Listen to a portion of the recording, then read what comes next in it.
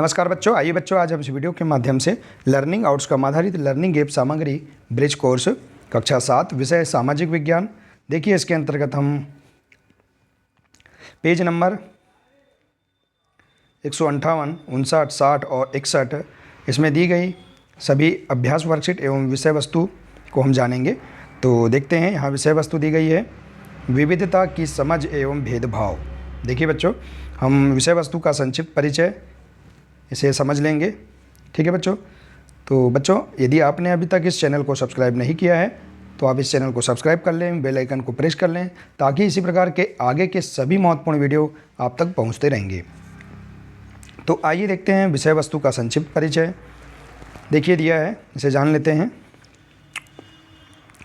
भारत विविधताओं का देश है। हम अलग अलग भाषाएँ बोलते हैं, विभिन्न प्रकार का खाना खाते हैं, अलग अलग त्यौहार मनाए जाते हैं तथा अलग अलग धर्मों का पालन करते हैं, लेकिन गहराई से देखें तो वास्तव में हम एक ही तरह की चीज़ें करते हैं, केवल हमारे करने के तरीके अलग अलग हैं। किसी क्षेत्र की विविधता पर उसके ऐतिहासिक और भौगोलिक कारकों का बहुत अधिक असर पड़ता है। लद्दाख एक रेगिस्तान इलाका है, यहाँ बारिश बहुत कम होती है, इसलिए यहाँ के लोग जानवरों पर निर्भर हैं। भारत के दक्षिण पश्चिम में बसा केरल एक तरफ समुद्र तथा दूसरी तरफ पहाड़ियों से घिरा हुआ है। पहाड़ियों पर विविध प्रकार के मसाले जैसे कि काली मिर्च, लौंग, इलायची उगाई जाती है, इसलिए यह व्यापारियों के आकर्षण का केंद्र है। इसी प्रकार से दिया है, हमारे देश में इतनी विविधता होने के बावजूद भी लोगों में एकता देखी जा सकती है। जब भारत में अंग्रेज़ों का शासन था तब विभिन्न धर्मों और जातियों के लोगों ने मिलकर भारत को अंग्रेजी शासन से छुटकारा दिलाया। जहाँ विविधता हमें एक सूत्र में बांधती है, वहीं यही विविधता हमारे साथ भेदभाव का कारण भी बनी है। हर व्यक्ति दूसरे व्यक्ति से भिन्न है, एक धर्म और दूसरे धर्म से भिन्न है। हमारी भाषा, खान पान सभी भिन्न हैं। जब कोई पूर्वाग्रह से ग्रसित होकर व्यवहार करते हैं तो इससे भेदभाव हो सकता है।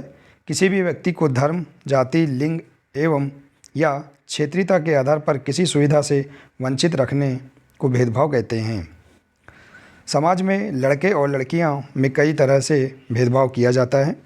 कई बार हम किसी खास धर्म, लिंग के होने के कारण कुछ रूढ़िबद्ध धारणाएं बना लेते हैं जो भेदभाव को बढ़ाती हैं। हमारे देश में जाति व्यवस्था काफ़ी पुरानी है।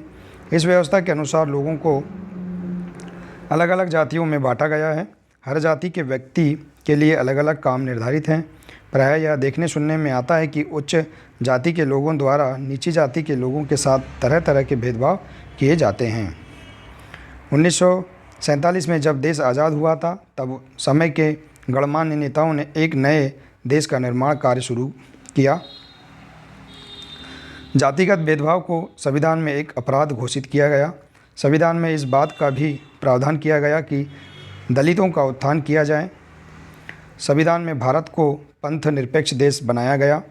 कोई व्यक्ति धर्म या जाति के आधार पर किसी अन्य व्यक्ति के साथ भेदभाव नहीं कर सकता। तो देखिए, इस प्रकार से आप यहाँ पर विषय वस्तु का संक्षिप्त परिचय आप जान लेंगे, इसका अध्ययन कर लेंगे। इसके बाद यहाँ अभ्यास हेतु दी गई वर्कशीटों के प्रश्नों के आंसर हम आसानी से दे सकते हैं। ठीक है बच्चों,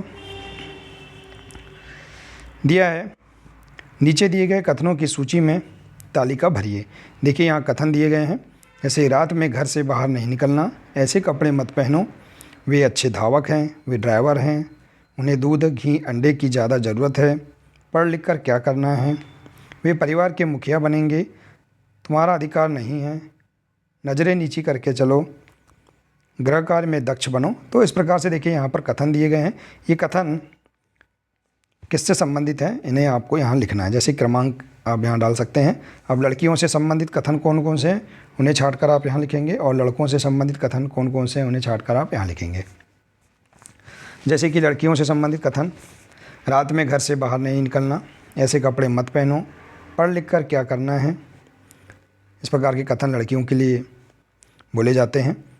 तुम्हारा अधिकार नहीं है, इस प्रकार के भी ये कथन इनसे संबंधित है लड़कियों से। नज़रें नीची करके चलो, गृह कार्य में दक्ष बनो। तो इस प्रकार से ये कथन अलग अलग आप यहाँ पर लड़कों के लिए और लड़कियों के लिए लिख सकते हैं। ठीक है बच्चों। इसी प्रकार से देखिए यहाँ प्रश्न दिया है, रिक्त स्थान की पूर्ति कीजिए। समानता की लड़ाई में खालिस्तान ने अहम भूमिका निभाई थी। तो समानता की लड़ाई में BR अम्बेडकर ने अपनी अहम भूमिका निभाई थी। तो आप इस प्रकार से यहाँ खालिस्तान भर सकते हैं।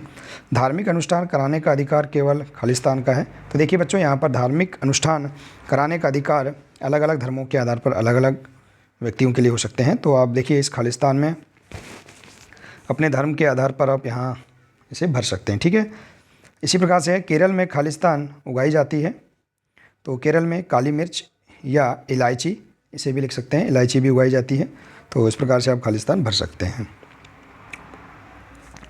अगला प्रश्न है बच्चों, पता करो कि आपके आसपास कौन कौन से धर्म के लोग रहते हैं, उनके धर्म और आपके धर्म में क्या क्या समानता एवं भिन्नता है। तो देखिए हमारे आसपास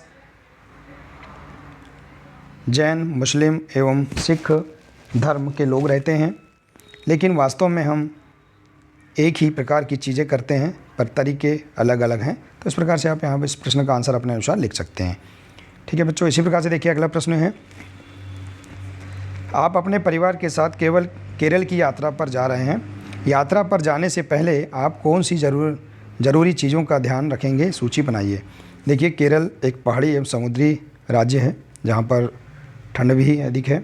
वहाँ हमें बरसाती छाता, टार्च, मैप और विशेष दवाइयाँ एवं गर्म कपड़े आदि हम चीज़ें रख सकते हैं।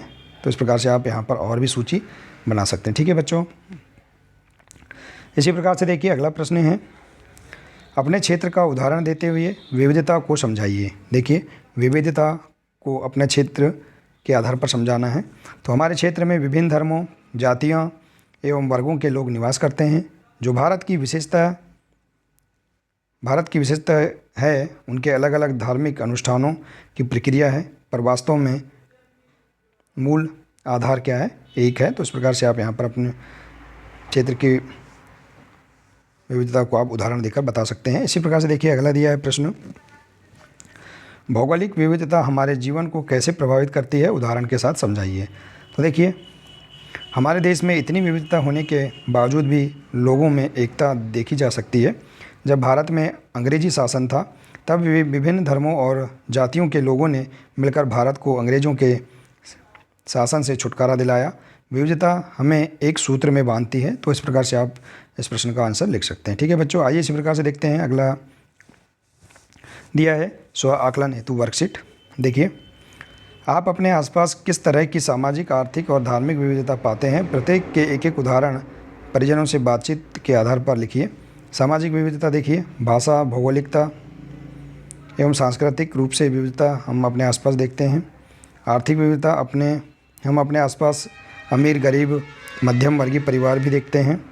और धार्मिक विविधता में देखेंगे कि हम हमारे आसपास विभिन्न धर्म जैसे हिंदू, मुस्लिम, सिख, ईसाई धर्म के लोगों को भी हम देखते हैं। तो इस प्रकार से आप यहाँ पर सामाजिक विविधता, आर्थिक विविधता और धार्मिक विविधता